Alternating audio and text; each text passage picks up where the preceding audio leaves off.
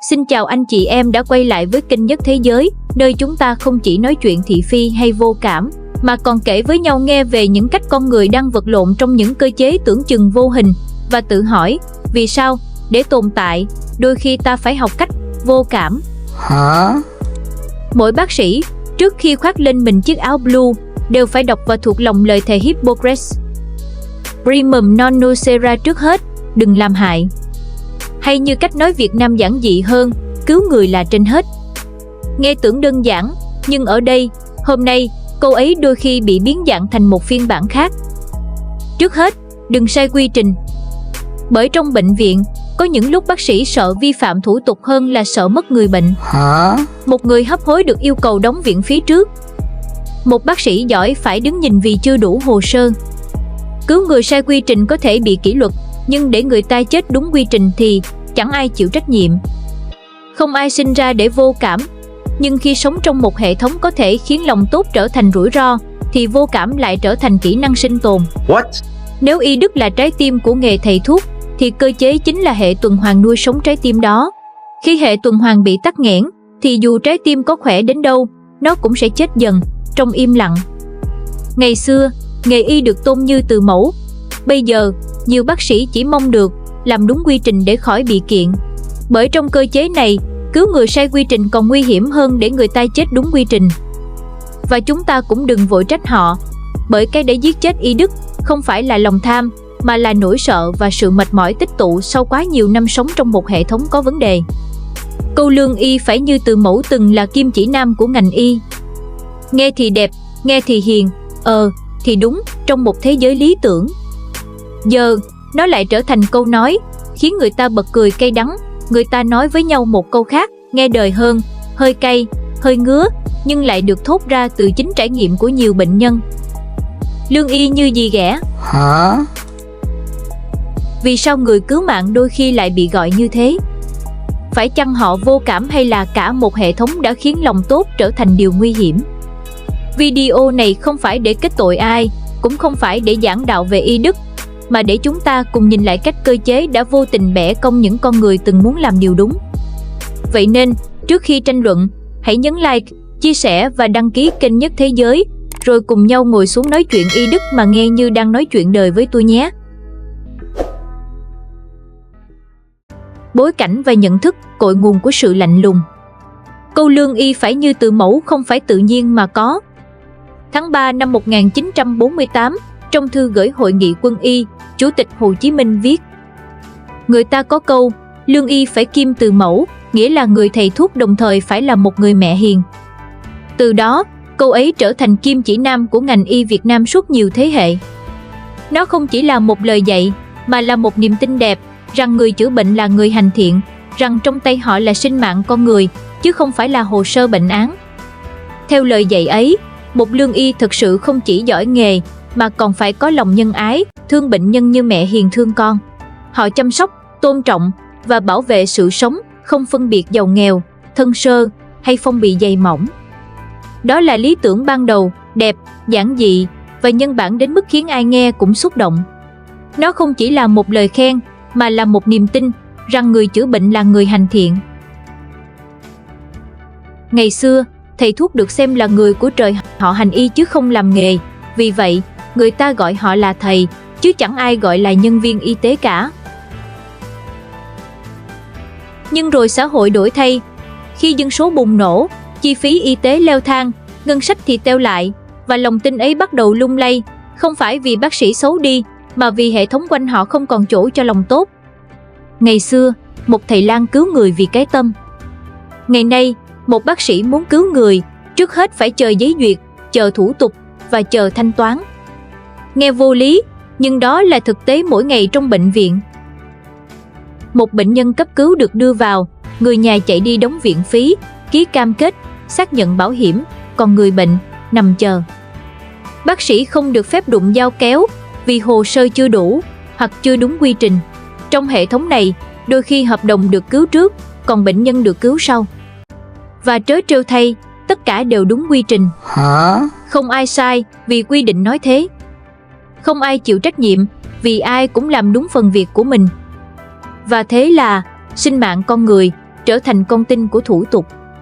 Chúng ta đã tạo ra một hệ thống y tế, nơi một tờ biên lai có giá trị hơn một nhịp tim và đủ hồ sơ đôi khi còn quan trọng hơn đủ oxy. Tất cả bắt đầu từ một điều tưởng như vô hại, thiếu nguồn lực. Ngân sách ít thì bệnh viện phải tự chủ. Tự chủ thì phải tự kiếm tiền để tồn tại. Mà khi bệnh viện trở thành doanh nghiệp, bệnh nhân dù không muốn cũng biến thành khách hàng. Khách hàng thì phải trả tiền trước. Bác sĩ thì phải làm đúng quy trình. Và từ mẫu, dẫu còn trong lòng, cũng phải đứng sau tài vụ. Áp lực từ dân số, từ bệnh tật, từ chính sách và đặc biệt từ cơ chế tài chính đã biến một nghề hành thiện thành một nghề hành chính. Từng một quyết định cứu người giờ phải qua 10 con dấu, 3 cuộc họp và một đống biểu mẫu. Và thế là, theo thời gian, giữa những quy trình, áp lực và chỉ tiêu, câu lương y như từ mẫu dần bị đẩy lui khỏi thực tế và thay vào đó là một nỗi lạnh lùng không ai mong muốn.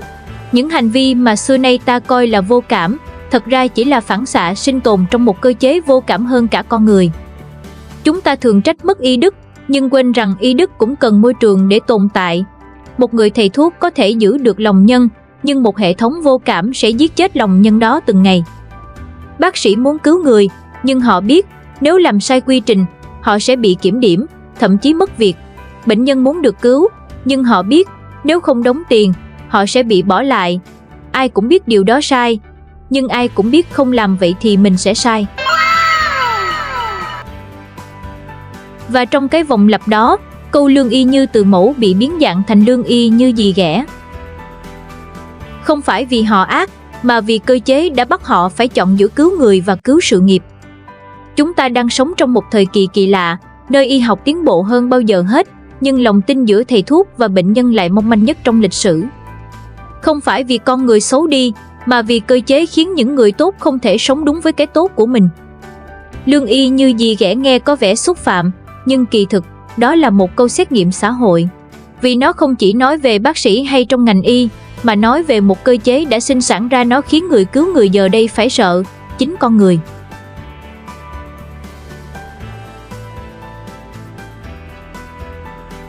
Căn nguyên cơ chế. Khi một bác sĩ phải chọn giữa cứu người và cứu sự nghiệp, thì vấn đề không còn nằm ở đạo đức cá nhân nữa. Nó nằm ở cái khung sắt mà họ bị nhốt trong cái cơ chế tưởng như vô hình, nhưng lại điều khiển mọi hành động, mọi quyết định và thậm chí cả cảm xúc của con người. Chúng ta vẫn hay nói y đức xuống cấp. Nhưng ít ai hỏi, vì sao một người muốn làm đúng, lại không thể làm đúng được? Anh chị em cho tôi ý kiến nhé. Có phải vì đằng sau mỗi hành động của một cá nhân, luôn có một hệ thống chi phối họ không? Và hệ thống đó được vận hành không phải bằng lòng tốt, mà bằng quy trình, chỉ tiêu và nỗi sợ trách nhiệm phải không nhỉ? Và để hiểu tại sao một nghề từng được tôn là từ mẫu lại trở nên lạnh lùng như dì ghẻ, chúng ta phải nhìn sâu hơn vào cấu trúc của chính hệ thống y tế này. Không phải lỗi một cá nhân, không phải vài con sâu, không phải vài người tham, mà là một cơ chế được thiết kế để vô cảm hóa con người. Cơ chế này được xây dựng qua từng tầng chính sách, từng bảng lương, từng công văn, từng dấu mộc đỏ, tất cả kết hợp lại, tạo nên một cỗ máy vận hành trơn tru, nhưng vô hồn. Một hệ sinh thái kỳ quái, nơi lòng tốt bị nghi ngờ, và sự thờ ơ trở thành bản năng tự vệ. Con người vốn dĩ sinh ra là nhân chi sơ, tính bản thiện. Không ai vô cảm từ trong trứng, nhưng trong một hệ thống mà thấy sai cũng không dám sửa, thấy khổ cũng không dám cứu, thì sự vô cảm không còn là lựa chọn, mà nó thành phản xạ sinh tồn. Cái cơ chế đó có 6 mạch máu chính, 6 gốc rễ đang âm thầm nhũng nhiễu nghề y. 1. Lương bổng và đãi ngộ. 2. Cơ chế tự chủ tài chính. 3. Phân bổ ngân sách.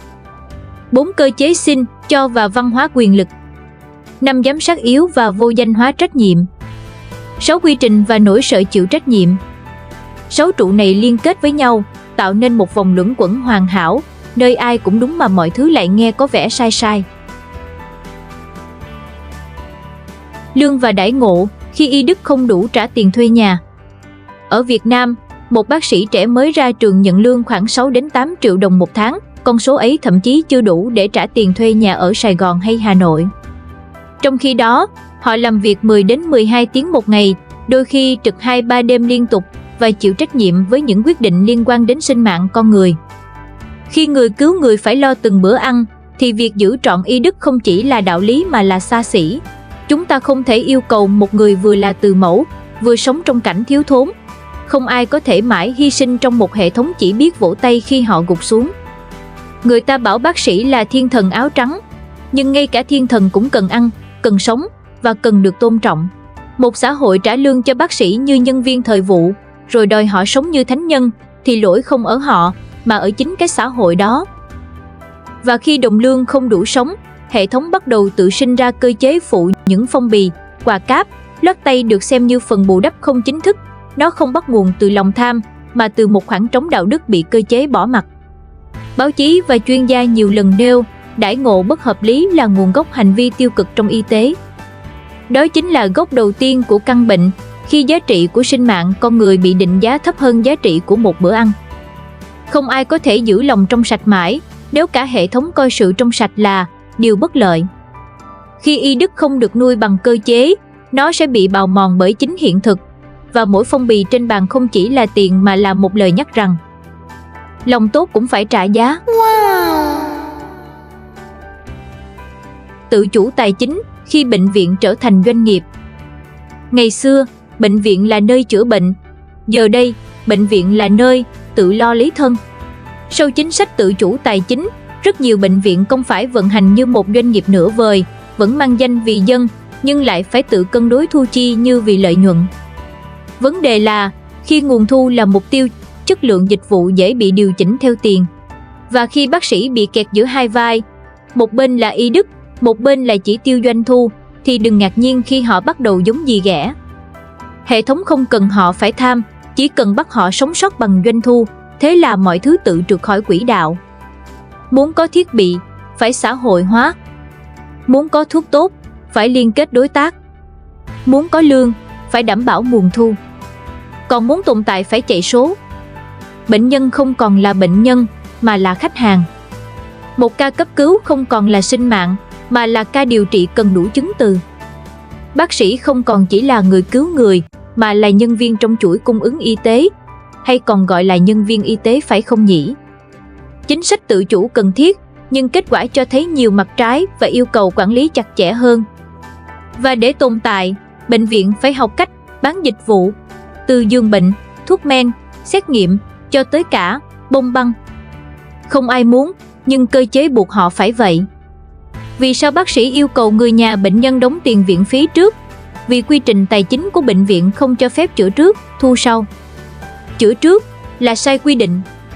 Sai quy định là chịu trách nhiệm.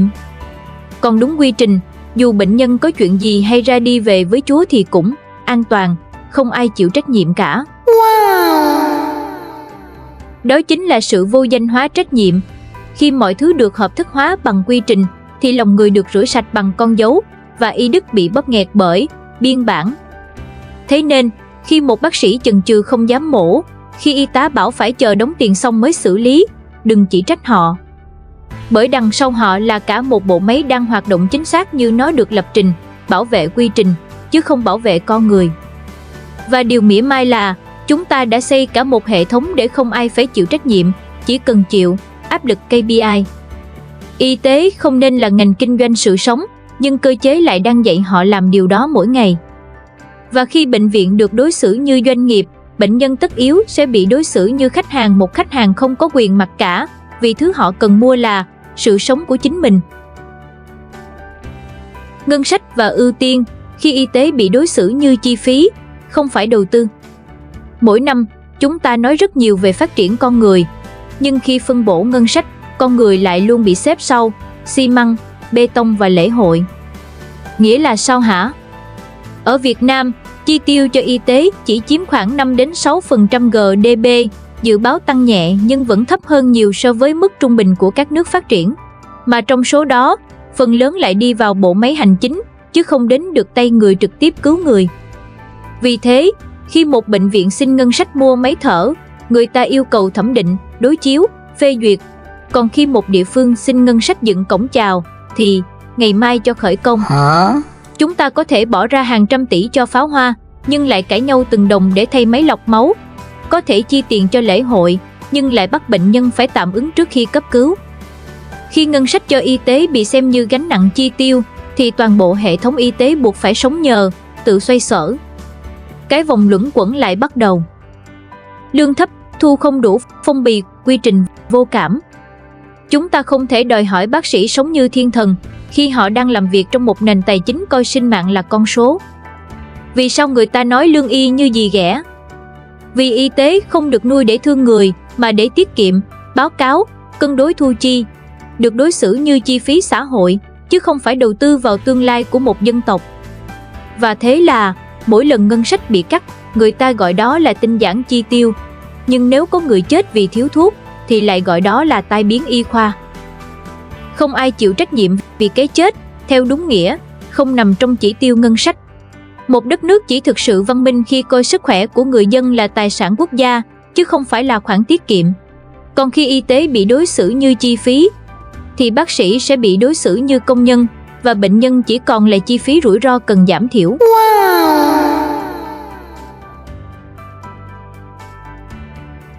Cơ chế xin, cho vào quan hệ, khi lòng tốt phải đi qua cửa quyền. Trong một cơ chế xin, cho, mọi điều tốt đẹp đều phải xin phép để được tồn tại, ngay cả lòng tốt. Muốn có thêm giường bệnh, phải xin chỉ tiêu. Muốn mua thiết bị, phải xin phê duyệt. Muốn điều chuyển bác sĩ giỏi về tuyến dưới, phải xin thỏa thuận. Muốn có thuốc tốt, phải xin đấu thầu. Và đôi khi, muốn cứu người, cũng phải xin ý kiến cấp trên. Hệ thống này không khuyến khích người chủ động, mà thưởng cho người biết đi cửa. Không cần giỏi chuyên môn, chỉ cần giỏi quan hệ. Vì thế, bác sĩ nào còn giữ lòng thẳng, thường bị xem là khó hợp tác. Bệnh viện nào không biết linh hoạt, thì luôn bị tụt lại vì thiếu nguồn lực. Cơ chế xin, cho biến y đức thành hàng hóa có điều kiện. Nếu quan hệ tốt, anh được phép giúp điều trị nhanh. Nếu không, thì cứ chờ quy trình. Đạo đức bị biến thành đặc quyền có thể phê duyệt, chứ không còn là chuẩn mực phổ quát của nghề. Chúng ta đang sống trong một hệ thống nơi người thật lòng muốn làm đúng lại phải xin phép để không bị sai. Còn kẻ sai quen thì chỉ cần xin lỗi là lại được làm tiếp. Người ta gọi đó là quản lý hành chính chặt chẽ. Nhưng thực ra, nó là chuỗi ràng buộc khiến mỗi hành động tử tế phải đi qua hàng loạt chữ ký đồng thuận. Hậu quả là bác sĩ không còn chủ động cứu người, mà phải đoán xem ai chịu trách nhiệm nếu mình cứu sai quy trình.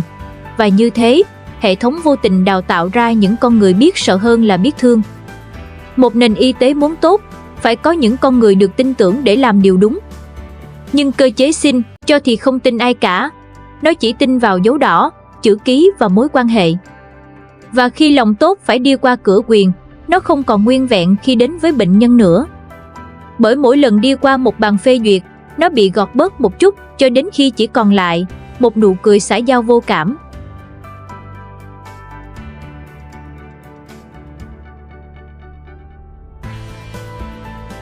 Giám sát yếu và nỗi sợ trách nhiệm, biết cứu nhưng không dám cứu. Kể cả khi có luật, nếu giám sát yếu hành vi xấu vẫn tồn tại. Và khi trách nhiệm giải trình mờ, thì cái xấu không chỉ tồn tại, mà còn sinh sôi. Đây chính là mảnh ghép cuối khiến câu lương y như gì ghẻ có đất sống. Bởi một hệ thống mà không ai chịu trách nhiệm, sớm muộn gì cũng biến mọi nỗ lực cải cách thành trò diễn trên giấy. Các nghiên cứu, luận án đã chỉ ra rất rõ. Nếu không hoàn thiện cơ chế giám sát và quản lý công về tài chính, việc tự chủ trong y tế chỉ là cách chuyển gánh nặng từ nhà nước sang bác sĩ và bệnh nhân. Luận án của nghiên cứu sinh Nguyễn Phương Nga, Đại học Thương mại năm 2025. Ở Việt Nam, khi có sai sót y tế, báo cáo thường kết thúc bằng một câu quen thuộc. Đúng quy trình. Một người chết, nhưng không ai sai. Bởi hệ thống này sinh ra thứ nguy hiểm nhất, vô danh hóa trách nhiệm. Không có tên, không có người chịu trách nhiệm, không ai phải xin lỗi. Chỉ còn những dòng biên bản lạnh như thép.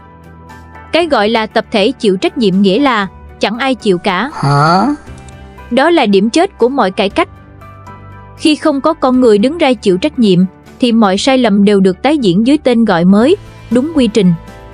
Trên thực tế, không ít bác sĩ, y tá biết chính xác mình phải làm gì để cứu người, nhưng họ không dám. Vì chỉ cần ký sớm một phút, sai một dòng, họ có thể gánh cả rủi ro pháp lý.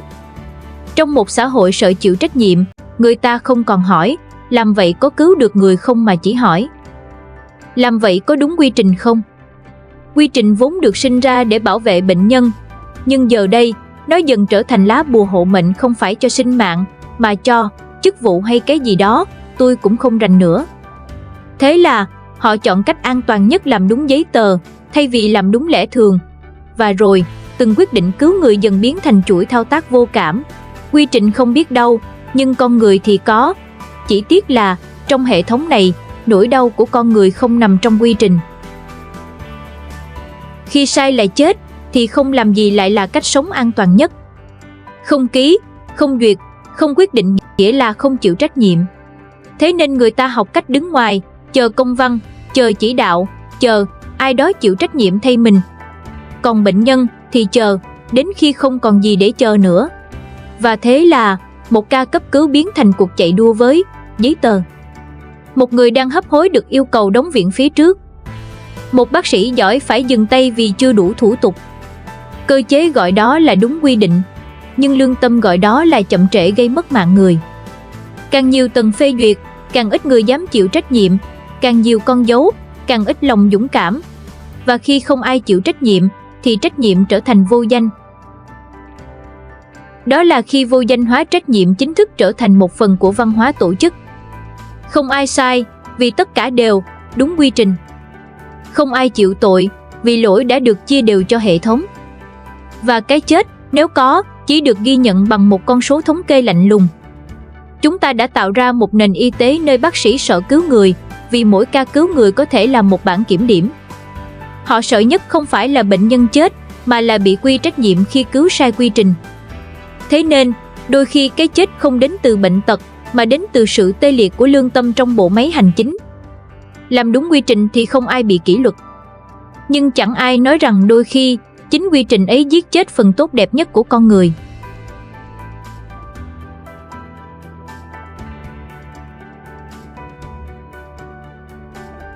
Niềm tin và tâm lý xã hội khi cả bác sĩ lẫn bệnh nhân đều phòng thủ. Không ai sinh ra đã vô cảm. Bác sĩ không muốn lạnh lùng và bệnh nhân cũng không muốn nghi ngờ. Nhưng khi niềm tin bị rút cạn từng chút thì con người bắt đầu phòng thủ lẫn nhau. Bệnh nhân sợ bị lạm dụng, bị vẽ bệnh ra tiền. Bác sĩ sợ bị kiện, bị bôi nhọ, bị quay clip tung lên mạng. Và giữa hai nỗi sợ đó, mọi cuộc trò chuyện trở thành một cuộc thương lượng căng thẳng. Ở Việt Nam, đi khám bệnh cũng giống như đi đàm phán. Người bệnh dò xem bác sĩ có thực tâm không? Bác sĩ dò xem bệnh nhân có đủ tài chính không? Cả hai bên đều cảnh giác, vì ai cũng từng bị tổn thương trong một hệ thống không ai tin ai. Khi niềm tin biến mất, thì y đức, dù có còn, cũng chẳng cứu được cảm xúc. Một lời nói nhẹ cũng bị hiểu lầm. Một quyết định y khoa cũng bị nghi ngờ. Và người ta chỉ còn thấy nhau qua lăng kính của toan tính và phòng thủ. Hậu quả là người bác sĩ tốt dần khép lòng, người bệnh đáng thương dần mất cảm thông. Cả hai cùng sống trong một môi trường nơi tử tế bị xem là ngây thơ và đa nghi trở thành bản năng sinh tồn. Xã hội nhìn bác sĩ như dì ghẻ, còn bác sĩ nhìn xã hội như đứa con vô ơn.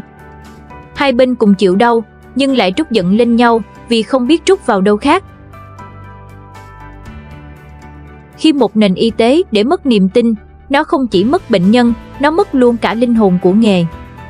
Và cái đáng sợ nhất không phải là bác sĩ vô cảm, mà là một thế hệ bác sĩ trẻ đang lớn lên trong môi trường học được rằng cứ làm đúng quy trình trước, còn lương tâm thì để sau. Nhưng nếu ai cũng nói tôi không thay đổi được gì, thì sẽ chẳng bao giờ có ai thay đổi. Cơ chế có thể sai, nhưng con người vẫn có thể chọn cách hành xử đúng.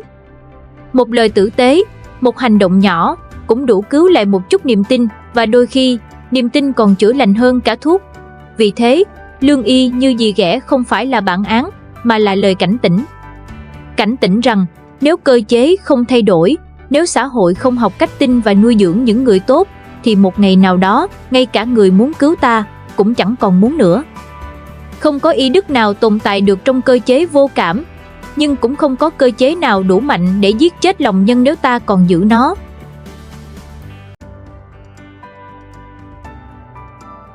Giải pháp, làm sao để từ mẫu sống lại? Hệ thống sai không thể cứu được bằng khẩu hiệu đẹp y đức muôn năm. Nó chỉ sống lại khi cơ chế nuôi sống được lòng tốt. Muốn y tế có lại y đức, chúng ta không thể chỉ kêu gọi hãy tử tế, mà phải thay đổi cấu trúc để tử tế không còn là rủi ro. Không ai có thể yêu nghề mãi nếu bị đối xử như công cụ. Không ai giữ được lòng nhân nếu môi trường quanh mình vô cảm. Vì thế, muốn cứu y đức, trước hết phải cứu cơ chế. Giải pháp thật ra không quá cao siêu.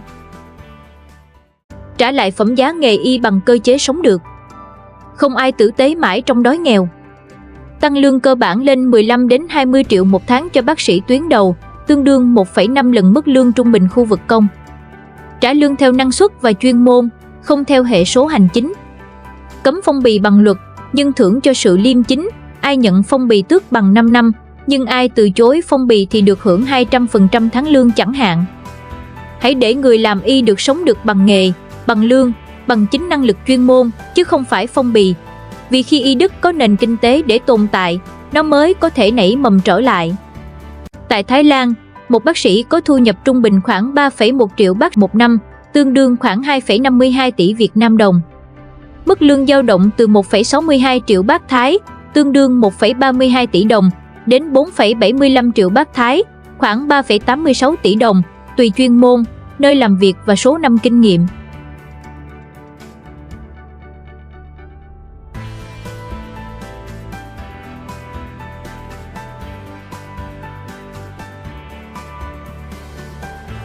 Ở Singapore, một bác sĩ trẻ hoặc bác sĩ trong những năm đầu sau đại học thường có mức lương trung bình từ 5.000 đến 6.000 đô sinh một tháng, tương đương khoảng 101 đến 122 triệu đồng một tháng. Mức lương này thay đổi tùy bệnh viện và hệ thống y tế. Khi tích lũy thêm kinh nghiệm, thu nhập của bác sĩ tăng lên đáng kể.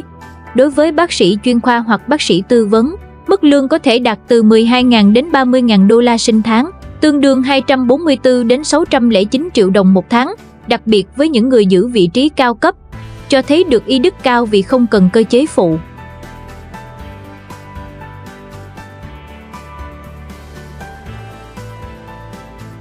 Khi y đức có cơm ăn, nó mới có chỗ để mọc. Giảm bớt hành chính, trả lại quyền cho chuyên môn. Bác sĩ cứu người bằng tay, không phải bằng con dấu. Một ca mổ không thể chờ công văn. Một sinh mạng không thể đợi con dấu. Cần thay đổi cách quản trị bệnh viện, ít con dấu hơn, nhiều quyết định chuyên môn hơn. Hãy tin tưởng vào người giỏi, thay vì biến họ thành cái máy chờ chỉ đạo. Cắt 70% thủ tục hành chính, chỉ giữ 3 loại giấy tờ bắt buộc: hồ sơ bệnh án, đồng thuận, thanh toán. Trao quyền quyết định cấp cứu cho trưởng kiếp trực, không cần xin ý kiến giám đốc nếu bệnh nhân nguy kịch. Xử phạt ngược, nếu trì hoãn vì thiếu giấy tờ, người trì hoãn bị kỷ luật, không phải bác sĩ hành động. Trong thời đại công nghệ, bác sĩ cần quyền quyết định nhanh để cứu người, không thể bị bó buộc bởi những quy trình giấy tờ vốn được thiết kế, để không ai phải chịu trách nhiệm. Hãy bảo vệ người dám hành động đúng lương tâm, chứ không phải trừng phạt họ vì làm sai quy trình. Bác sĩ không thể cứu người bằng văn bản. Họ chỉ có thể cứu bằng trách nhiệm và lòng tin. Tin người giỏi, họ sẽ hành động như người giỏi. Xem y tế là đầu tư, không phải chi phí. 1 đồng đầu tư y tế bằng 8 đồng tiết kiệm xã hội. Việt Nam chi 5,7% GDP cho y tế năm 2020, thấp nhất Đông Nam Á. Trong khi Thái Lan chi 8,5%, Singapore 9%, tuổi thọ cao hơn 7 đến 10 năm. Một xã hội khỏe mạnh không đến từ việc tiết kiệm ngân sách, mà đến từ việc đầu tư đúng chỗ. Ngân sách y tế không phải là khoản tiêu hao, mà là bảo hiểm cho tương lai quốc gia.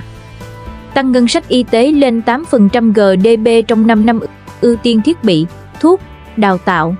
Miễn thuế 10 năm cho doanh nghiệp tặng máy móc, thuốc men cho bệnh viện công chẳng hạn. Bảo hiểm y tế chi trả 100% cấp cứu không tạm ứng, không từ chối. Chúng ta chi hàng nghìn tỷ cho lễ hội, cho quảng bá, cho tượng đài, nhưng lại đắn đo từng đồng khi nói đến lương bác sĩ hay ngân sách bệnh viện tuyến huyện. Không ai biết bao giờ mình sẽ trở thành bệnh nhân, nhưng ai cũng mong lúc đó, hệ thống này vẫn còn trái tim. Y tế không tốn tiền, nó tiết kiệm tiền. Cắt bỏ cơ chế xin, cho, xây lại cơ chế trách nhiệm rõ ràng. Quyền đi đôi với trách nhiệm, không có chữ ký vô danh. Bãi bỏ 80% công văn xin, cho, thay bằng quy định khung quyền tự quyết. Mỗi quyết định có tên người chịu trách nhiệm. Ký mổ, thì chịu trách nhiệm kết quả, không ký thì chịu trách nhiệm trì hoãn. Công khai toàn bộ quyết định trên cổng thông tin bệnh viện, dân giám sát, không cần thanh tra. Một cơ chế xin cho sẽ luôn đẻ ra văn hóa sợ hãi và vô cảm. Không cần thêm quy trình, chỉ cần quyền đi kèm trách nhiệm. Khi ai được phép ra quyết định thì người đó phải chịu trách nhiệm trực tiếp với quyết định đó. Không ẩn danh, không đổ lỗi cho quy trình, không tập thể chịu trách nhiệm để rồi chẳng ai chịu cả. Một hệ thống minh bạch, rõ vai trò sẽ khuyến khích con người hành động vì lương tâm, không phải vì sợ hãi.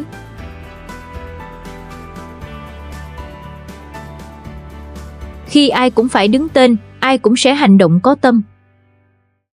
Khôi phục niềm tin giữa bác sĩ và bệnh nhân. Y đức không sống một mình, nó sống trong lòng tin. Muốn khôi phục y đức, trước hết phải khôi phục niềm tin. Công khai chi phí từng ca bệnh, bệnh nhân biết mình trả cho cái gì. Bác sĩ giải thích bệnh tình bằng video 2 phút, lưu hồ sơ, tránh hiểu lầm. Thành lập hội đồng hòa giải y khoa, bác sĩ, bệnh nhân, luật sư, giải quyết khiếu nại trong 7 ngày, không ra tòa. Khuyến khích lời cảm ơn công khai, bệnh nhân khỏe gửi thư cảm ơn lên fanpage bệnh viện, bác sĩ được thưởng 1 đến 2 tháng lương. Bác sĩ phải nhớ rằng đằng sau mỗi bệnh nhân là một sinh mạng, không phải một hồ sơ. Và người dân cũng phải nhớ rằng đằng sau áo blue là một con người, không phải cỗ máy y tế vô cảm. Khi cả hai bên nhìn lại nhau bằng lòng tin và thấu hiểu, hệ thống sẽ tự hồi sinh mà không cần thêm khẩu hiệu. Khi hai bên nhìn nhau bằng mắt người, y đức sẽ tự mọc lại. Không cần cách mạng, chỉ cần hành động. Các giải pháp trên tôi vừa nói, không cần thay đổi chế độ, không cần hô khẩu hiệu to, chỉ cần một chút dũng cảm và một chút thành tâm. Chỉ cần một nghị định tăng lương, một thông tư cắt thủ tục, một quyết định ngân sách, một hệ thống minh bạch và một chiến dịch khôi phục niềm tin. Chúng ta không cần đập đi xây lại, chỉ cần sửa lại những gì đáng ra phải đúng từ đầu. Bắt đầu từ đâu? Bác sĩ từ chối phong bì, giải thích tận tình, cứu người trước, quy trình tính sau. Bệnh nhân tin tưởng, biết ơn và đừng quên một lời cảm ơn chân thành. Chính quyền biết lắng nghe dân, dám sửa luật, dám cắt những cái quy trình đã mục. Xã hội bớt chửi bới, nhiều thấu hiểu hơn, vì sự tử tế không thể nảy mầm trên đất căm ghét. Một xã hội văn minh không được đo bằng số bệnh viện xây mới, mà bằng cách nó đối xử với những người đang cứu người khác. Lương y như gì ghẻ không phải định mệnh. Nó là lời cảnh báo và cũng là lời mời gọi. Mời gọi chúng ta cùng sửa lại cơ chế, không phải để tạo ra một y đức hoàn hảo, mà để xây một hệ thống không giết chết y đức nữa. Không cần đổ thêm đạo đức vào một cỗ máy rối loạn, mà hãy thiết kế lại cỗ máy đó, để nó cho phép con người được sống đúng với bản chất con người. Khi bác sĩ được bảo vệ để dám làm điều đúng, khi bệnh nhân được tôn trọng như một con người, và khi cơ chế coi trọng sinh mạng hơn con dấu, thì lương y như từ mẫu sẽ không còn là câu trong sách đạo đức, mà là hiện thực giữa đời thường. Những bước này không hề đơn giản, nhưng nếu không bắt đầu sửa từ gốc rễ, chúng ta mãi chỉ than phiền về cái cây héo, mà quên đào lại cái rễ. Wow! Nếu bạn từng trải qua những câu chuyện như vậy, hãy kể lại cho mình nghe ở phần bình luận. Nhấn like nếu bạn tin rằng từ mẫu vẫn có thể sống lại. Chia sẻ nếu bạn muốn các giải pháp này đến tay người có quyền. Và đăng ký kênh Nhất Thế Giới để mình có thêm tinh thần mà đi tiếp. Không phải để chỉ trích ai, mà để cùng nhau xây dựng lại những gì đáng lẽ đã phải đúng. Vì suy cho cùng, y đức không thể tồn tại trong một hệ thống nơi lòng tốt bị xem là rủi ro và trách nhiệm bị giấu sau con dấu. Hẹn gặp lại mọi người ở các video tiếp theo, nơi mình sẽ mổ xẻ một chính sách cụ thể và thử cùng nhau tìm ra một hướng thay đổi khả thi nhé. Đây là Nhất Thế Giới, nơi ta không chỉ kể chuyện đời, mà còn nhìn lại cách xã hội đối xử với những người đang giữ nó sống sót. Bye!